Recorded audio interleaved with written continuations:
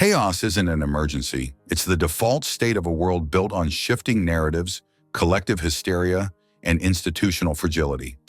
Most people see chaos as a breakdown, a terrifying collapse of order they must frantically survive. The Sigma sees it differently. Chaos isn't a destroyer of systems. It's a solvent.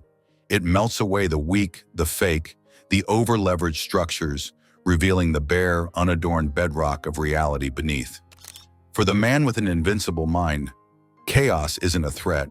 It's a clarifying force, a competitive advantage, and the only true testing ground. The goal isn't to hide from the storm, but to learn to stand so firmly rooted that the storm becomes nothing more than weather you observe. This is achieved not through brute force, but through three non-negotiable cognitive protocols. They are your operating system for a world in permanent flux. Protocol 1. The Reality Distillation Filter. Separating signal from social noise. The primary source of chaos is not external events, but the polluted information stream you're fed about them. Media, social networks, and public discourse are not in the business of truth. They are in the business of emotional engagement. They trade in outrage, fear, and tribal dopamine hits. The first and most critical protocol is the installation of a mental filtration system, so severe it would seem paranoid to anyone else. Your mind is a clean room. Most information fails decontamination. The execution. You must become a ruthless epistemologist of your own mind. Every piece of information, every emotional narrative, every crisis presented to you must pass through three gates. 1. The source gate. Is this coming from a primary source or through 6 layers of interpretation, spin, and algorithmic amplification? You follow the chain back to the origin or you discard it.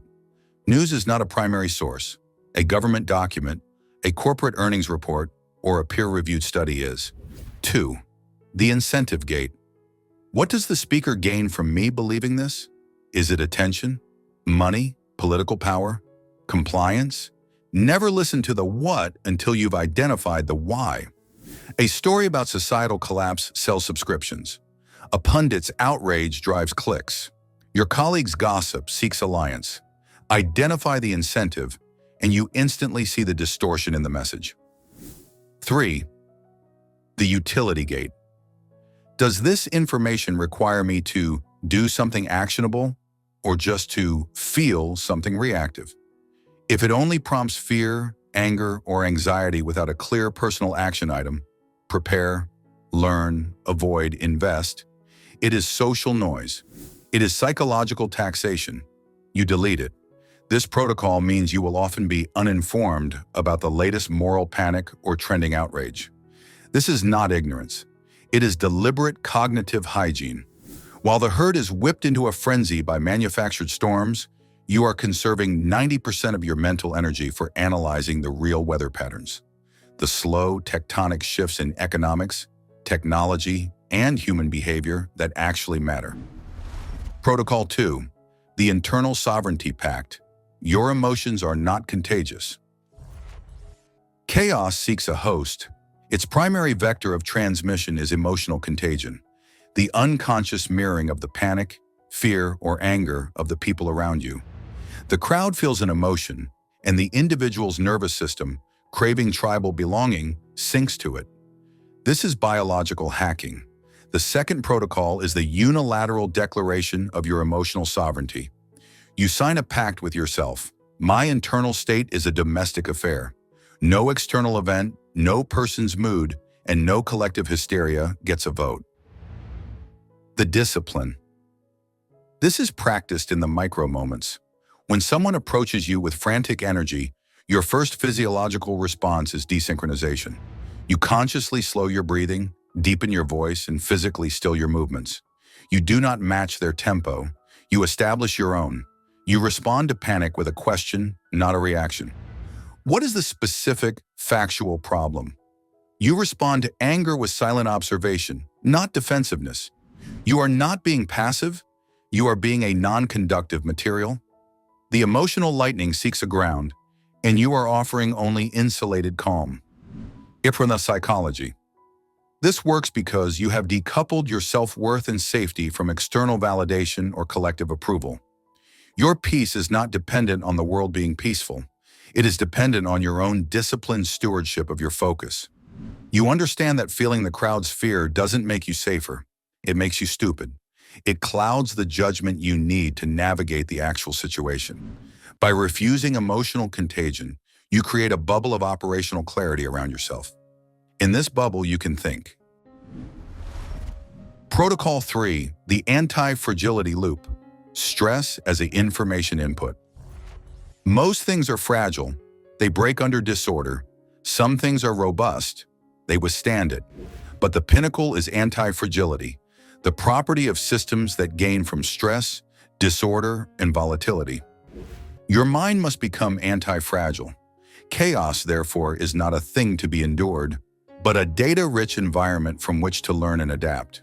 The third protocol is the systematic conversion of shock and stress into strategic intelligence. The framework. You reframe every disruption, big or small, as a live stress test of your systems. Personal systems. A sudden financial setback is a test of your emergency protocols and your emotional frame. What broke? What held? The data is invaluable. Professional systems. A project collapse or market shift is a test of your skill stack's relevance and your income diversity. It reveals your true dependencies. Social systems. A betrayal or conflict is a test of your boundaries and your discernment. It provides brutal clarity on who and what you can actually rely on. The key is the post-event audit. After the initial event passes, you engage in a cold, non-judgmental debrief. No blaming, no victimhood. Simply, what did this reveal? What weakness did it expose? What adjustment does this data compel me to make? You then make the adjustment, strengthen the weak link, diversify the asset, cut the unreliable person out. The chaos has now improved your system. It has made you harder, smarter, and more resilient. You have gained from the disorder.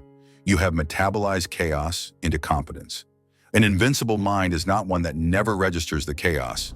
It is one that has built immune responses to its toxins and digestive enzymes for its substance. You are not a rock trying to stand against the wave. You are the depth of the ocean itself. The surface may storm, but the profound depths below remain unmoved, powerful, and clear. The world's chaos becomes nothing more than a series of conditions, each offering either a lesson to be integrated or a spectacle to be quietly observed from behind the unbreakable glass of your own disciplined perception. Your power doesn't come from controlling the chaos, but from the irrevocable understanding that the only thing ever required to control is the world within your own mind.